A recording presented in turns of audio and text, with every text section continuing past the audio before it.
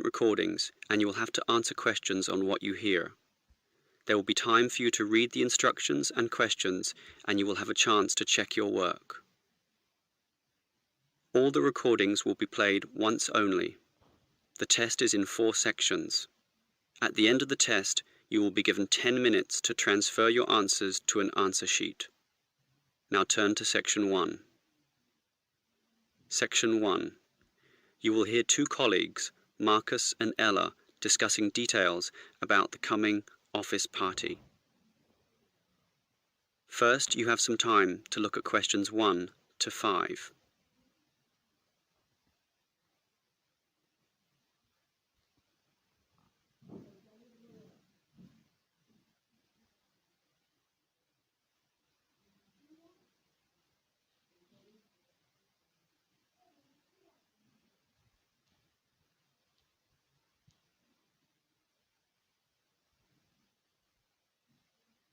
You will see that there is an example that has been done for you. On this occasion only, the conversation relating to this will be played first. Okay, Ella. As you know, you and I have to make the big decision about in which restaurant we are going to hold our office celebration. Well, we're celebrating 20 years of operation, so I think it has to be a good restaurant, something which will really impress people and make them think better of the company. The company will be celebrating 20 years of operation, so 20 has been written in the space. Now we shall begin. You should answer the questions as you listen, because you will not hear the recording a second time. Listen carefully and answer questions 1 to 5. Okay, Ella. As you know, you and I have to make the big decision about in which restaurant we are going to hold our office celebration. Well, we're celebrating 20 years of operation, so I think it has to be a good restaurant, something which will really impress people and make them think better of the company. We do have a budget, though. It's how much? $2,000, and that should be enough for a good meal. Actually, it's $3,000, not $2,000. I confirmed that today. That should be enough for a great meal, then.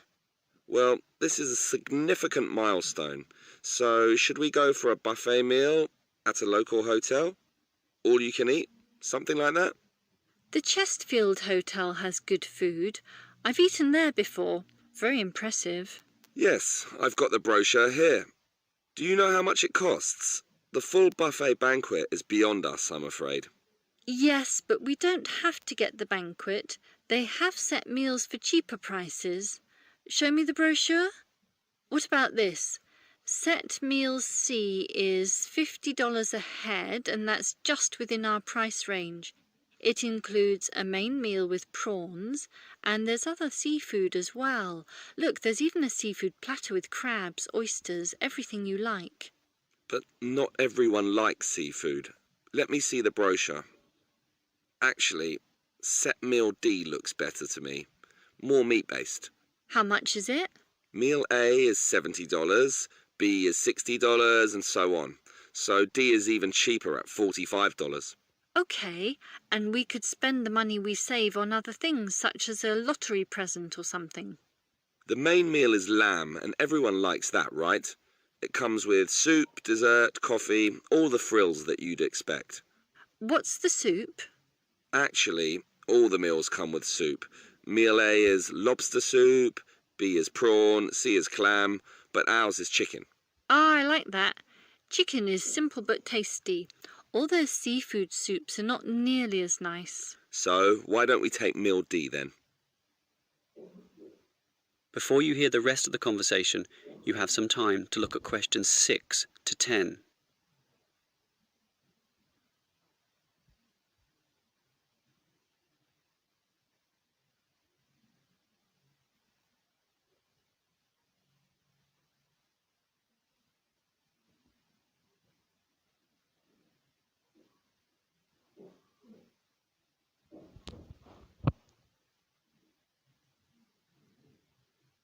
Now listen and answer questions 6 to 10. All right, we've picked the restaurant and meal for this celebration, so that just leaves the time and date to be decided. We need to do it soon. This month is the 20th anniversary, so what about the 14th? 14th? But wouldn't it be better to do it after the end of quarter reports are handed in? That way everyone will feel more relaxed. That's the 18th, after the middle of the month. Good thinking. That's why you're the office manager and I'm not. And that leaves the starting time.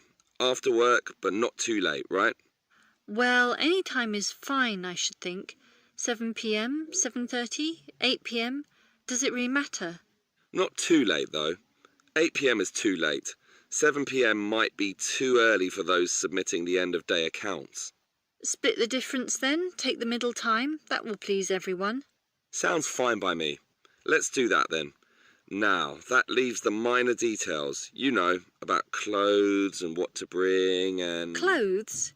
Isn't this an informal event? Yes, but it is an anniversary and we don't want people in jeans and jogging shoes. We don't necessarily want formal dress either. I agree. Formal is too, well, formal. Smart casual is better. Let's just say smart casual, okay? Okay. And should we allow smoking? Isn't that the hotel's decision? Do they allow smoking? They do, in designated areas, well away from the eating tables. Personally, I hate smoking and would like to ban it completely from this function, but to be reasonable, I think we can just follow the hotel's policy. If they allow it, so can we. Okay, that sounds fine. That just leaves, Whether the guests should bring anything with them? I think it would be a nice idea if everyone bought a... Let me guess, a card, right? A getting to know you card. No, a present. A small present, of course, to be put into a large box, and then everyone can reach inside and pull out something. A lucky dip. That should be a good laugh, don't you think? Great idea. That is the end of section 1. You now have half a minute to check your answers.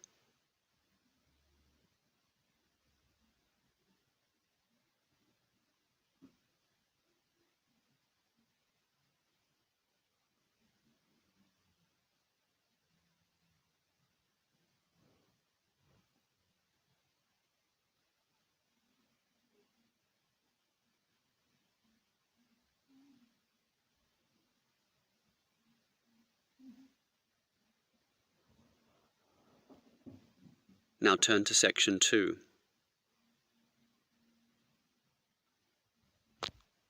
Section 2. You will hear a construction worker and university officer discussing the effects of some new construction on the university premises. First, you have some time to look at questions 11 to 15.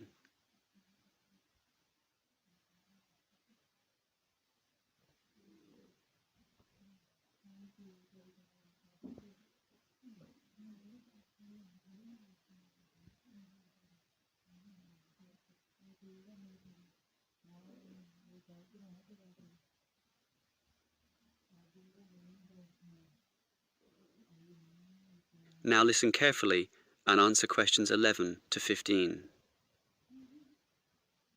Hello, Helen, is it? Yes, that's right. And let me begin by saying that your construction is already causing considerable disturbance to our student body. I'm afraid we have deadlines to meet, but you did ask for a timetable. We can certainly try to do the noisiest work at specific times when it least disrupts the students. Good. I've already emailed you about sensitive times of the day. Obviously, our lunch period is the best time for you to do all the noisy work. Yes, and as a result, in that time we are reserving all the jackhammer and drilling work necessary for breaking up the old concrete paths. So that will be between noon and 1:30 p.m. It will result in some delays to us, but not enough to significantly put us behind. So we're happy to do it at that time. The other time you mentioned as favourable for our noisiest work is after 5 p.m. As you know, due to the deadlines, we work at night to 8 p.m. Yes, I see the lights at night when I walk to my car. Well, we can similarly put most of the digging of earth, or in other words, the excavation, to that time. And that work is certainly noisy due to the engines of the earth-moving vehicles. Inevitably, of course, there must be some noise during the day, and I think that the best we can do is concentrate it at one specific time so that at least you can anticipate it. That time will be from 10 a.m. to noon. We've just finished cutting down and sawing up all the trees, so that morning period will now primarily be involved with the pouring of concrete. That must be done early in the day to allow the concrete to harden during the daylight hours. It will involve considerable noise, I'm afraid, mostly from the trucks and concrete mixers, so expect some racket in those 2 hours. So what will happen in the late afternoon? Will it be quiet enough for exam work? I believe so, since in that first hour and a half we'll be having our lunch break, and in the remaining 2 hours we'll just be making the concrete look nice, you know, removing leaves, broken pieces, and making it all level and flat before it hardens. So the noise will certainly be at a minimum in that period of time. Before you hear the rest of the talk, you have some time to look at questions 16 to 20.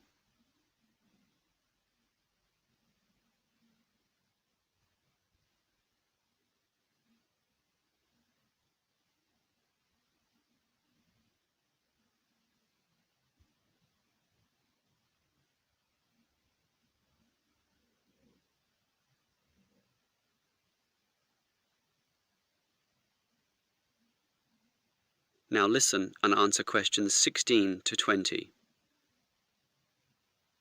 Well, it's good to know this construction activity won't disturb us too much, and I trust it's all worth it. Perhaps you can tell me how this new plaza will look when it's all finished. Can you give me some idea of the final appearance? Oh, it's going to look very nice. For a start, right now we've just got concrete paths, and as you can see, we're breaking that up and removing it, and soon we'll be laying polished stone. Really? Stone? And polished too? Yes, it will look very good, nice and shiny, giving a touch of class. The university is certainly spending some money on this. I guess it will be the showcase plaza, especially with a fountain as well in the front corner. And there'll be shops too at the back in that other corner area. Right now it's just empty space, but soon you'll be able to buy things there, not just from one shop either, but many. I suppose that will help the university draw some income as well. And see that long narrow part on the left-hand side?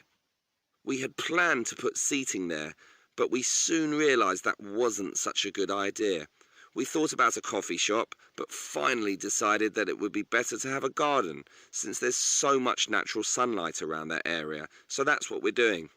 It should look very nice indeed, particularly when it grows a bit.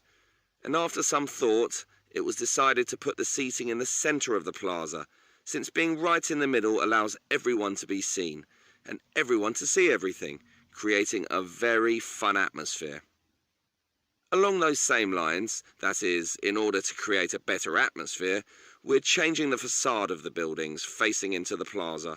Right now there's nothing there, just walls without any ornamentation. We thought that we could either paint them with interesting pictures, perhaps with modern art or that sort of thing, but then decided to simply hang plants there, in keeping with the natural look of the place. Well, keep up the good work. I'm sure it's going to look wonderful when it's all finished.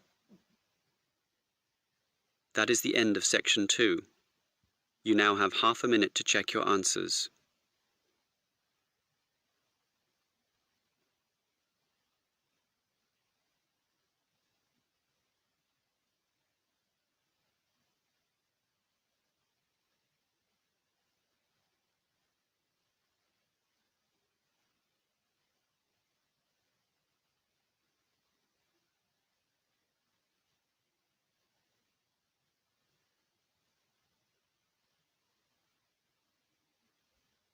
Now turn to section 3. Section 3. You will hear 3 students, Steve, David and Susan, discussing a science lecture they attended. First, you have some time to look at questions 21 to 26.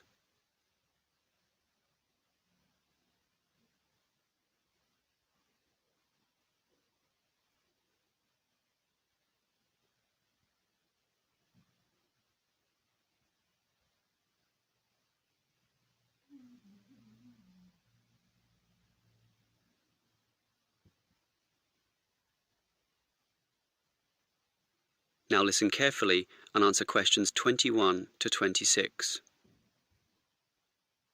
What did you think about the lecture, David? I thought it was rather interesting. I liked the way it examined the personalities as well as the achievements of the three great physicists of history. It was also interesting in the way it highlighted that all of them had traits in common, despite being removed by centuries. What did you think, Stephen? I thought, for their times, all three scientists were quite revolutionary. Also, I found it quite funny how Galileo, the Italian physicist, in his great work, what was it called? It's usually abbreviated to two systems. Yeah, in the two systems. It isn't really science in the conventional sense at all because it's so funny. How can science have characters, one of them with the name Simplicio? I think, though, that it stands as significant in that it was the first major work in which authority was challenged. Before that, the church and the state and royalty all held absolute authority over the thinking of the times. But Galileo was brave enough to challenge this by putting forward scientific truth. It simply started everything. I agree with you there, and it was important, and I don't wish to underestimate that at all. But Galileo's works were somewhat scattered. He couldn't fuse all the ideas together. That had to wait for Newton's Principia. So why do we call it that? It's not even English. Well, Newton wrote his Principia in Latin, as was the practice of all scientists of the time. Principia is the key word in the title, which we usually use when referring to this great work. And I think you're right, David. Its significance lies in the way it finally created order. Before that, things were still confused, disordered, let's say. That's right, Susan. With Newton, the heavens became like a clockwork mechanism where the orbits and motion of the planets and comets could be predicted. Newton simply created order and suddenly the universe seemed understandable. Until Einstein came along and confused the hell out of everyone. Yes, I agree that his relativity is mathematically complex, but once you conquer this, it is remarkably straightforward. Why did he call it relativity anyway? Because every motion is relative to the motion of other bodies, hence relativity. I suppose it's a logical name when you think about it. Yes, and the significance of the theory lay in the way it explained gravity. Prior to that, gravitational motion or action at a distance was just assumed to happen, but nobody quite knew why. Einstein was successful in providing a theory which explained this, and that theory has lasted to the present day. That makes it quite an accomplishment. I think we'd have to agree that all three scientists accomplished much in their own way. Before you hear the rest of the conversation, you have some time to look at questions 27 to 30.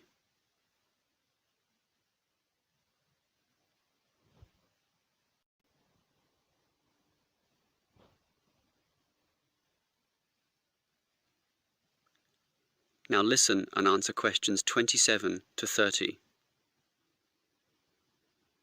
So, David, you're obviously impressed with these three scientists, so it would be interesting to know who you think was the greatest of all. Well, strictly it's impossible to say, since everything is relative to the times in which these scientists lived. Newton built upon the works of Galileo and Einstein built upon the works of Newton. But that's not true, actually. Einstein's theories were non-Newtonian, which is why they were so substantially ahead of their time. Given this, I'd say Einstein is the greatest. Well, certainly, Steve. I accept that Einstein was great and substantially ahead of his time, but Newton's laws are still used today. Galileo, in contrast, didn't form any workable theory that lasted, and Einstein's theories are more just theoretical abstractions. Well, not really. We still use them for cosmological theories, black holes. Not for everyday life, not for normal planetary physics. In that sense, Newton has stood the test of time and must be considered the best of all. What do you think, Susan? Did you know that Newton's first law of motion is often attributed to Galileo, and that Galileo is known as the father of modern science, even by Einstein, which supports him being the greatest? I would say that we must acknowledge the man who first started the scientific revolution. Without his work, we wouldn't have Newton or Einstein. Oh, Susan, that's ridiculous. Galileo's works were unscientific and almost farcical. Look, here's Peter. Let's ask him. Peter, which scientist do you think was the greatest? Greatest?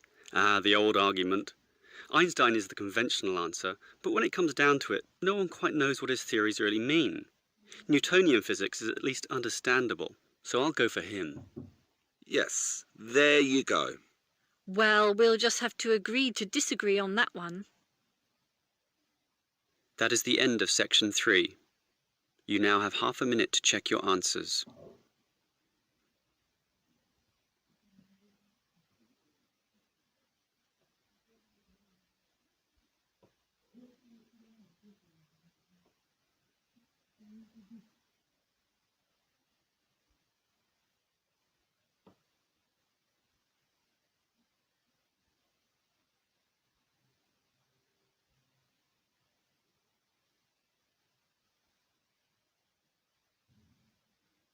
Now turn to section 4. Section 4. You will hear a lecturer talking about brands and branding. First, you have some time to look at questions 31 and 32.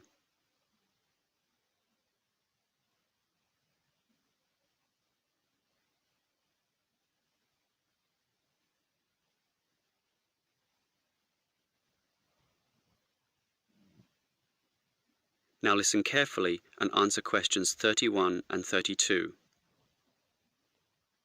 In the Wild West, without fences or defined ownership of land, one man's cattle could easily be mixed up with another.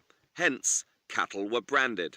That is, a sign was scarred onto their skin using a hot iron brand.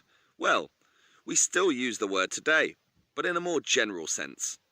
Putting it simply, a brand is a name, term, design or symbol which identifies one's seller's goods from another. The car model might be called an Echo, but the brand is Toyota, complete with a Toyota symbol. People will trust brands, leading them to buy other products of the same brand. Then it has achieved brand recognition, which is a very good thing to have. Similarly, perhaps your clothes are Gucci, your jeans are Calvin Klein, your medicine is Procter & Gamble, and your cheesecake is the pleasantly termed Sara Lee. And that's the way you like it. Actually, all those previous brand names show you one way to coin the name of your brand. Just name your company and its products after yourself. This is known as using founders' names, which is all right if your name is catchy and cadent, such as, well, Calvin Klein, but there are many other ways as well. Before you hear the next part of the lecture, you have some time to look at questions 33 to 35.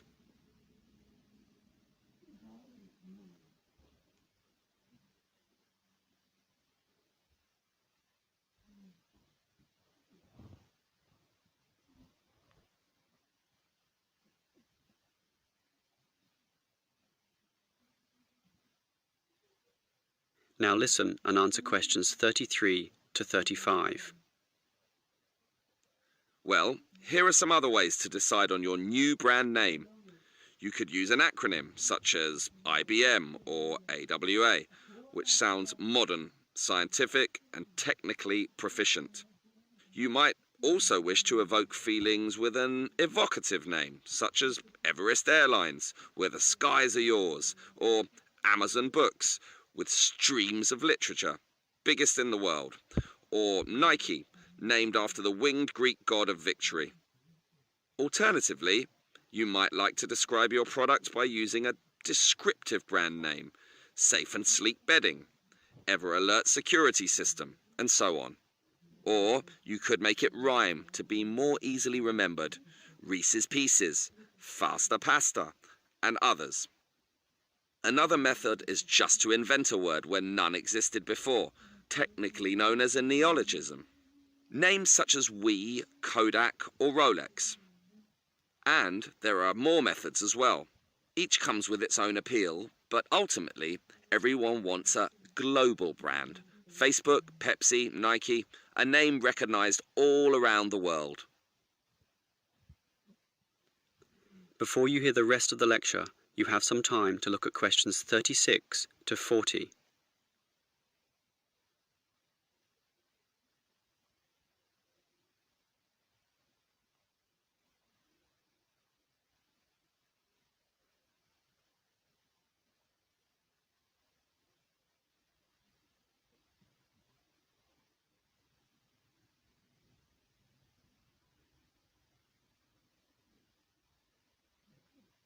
Now listen and answer questions 36 to 40. Now, let's go a little deeper into brands. One of the things which companies seek for their brands is an independent identity, or a concept regarding how the buyer feels about or perceives the product. A good example is Marlboro cigarettes, with its cowboy imagery and sponsorship of car racing, all targeting a manly, tough male buyer. In other words, the images, commercials, logos, sponsorship, and product packaging are all carefully designed to cultivate a single identity which resonates, in theory, with the target market.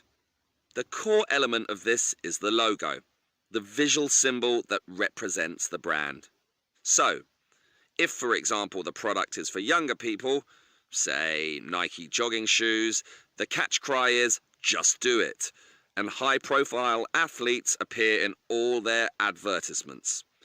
Think of that Nike logo, that single tick, one of the most recognizable logos in the world. And it's all consistent with the symbolism of power, speed, and freedom. On the other hand, if you are targeting a richer, more mature, and male buyer, say with Rolex watches, the brand image might be one of solidity, sophistication, reliability, and the Rolex logo, a crown, that sign of royalty, of might and power, top of the heap, similarly puts forward this image. If we are targeting the younger teenage market, say with Calvin Klein jeans, the brand image is one of sexiness, rebellion, and freedom from conventions. The logo is simply the name on the jeans, but it is linked to that famous series of sexy models and those controversial ads, which still run to this day. This is all big science now, collectively known as brand management. It's complicated, but when done well, can result in millions of dollars in extra sales. That is the end of section 4. You now have half a minute to check your answers.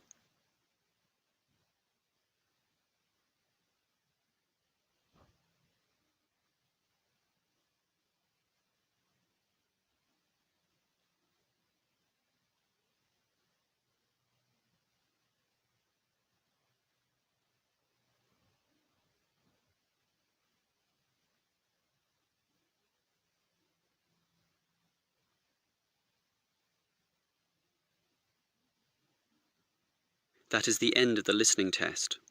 In the Ielts test, you would now have 10 minutes to transfer your answers to the answer sheet.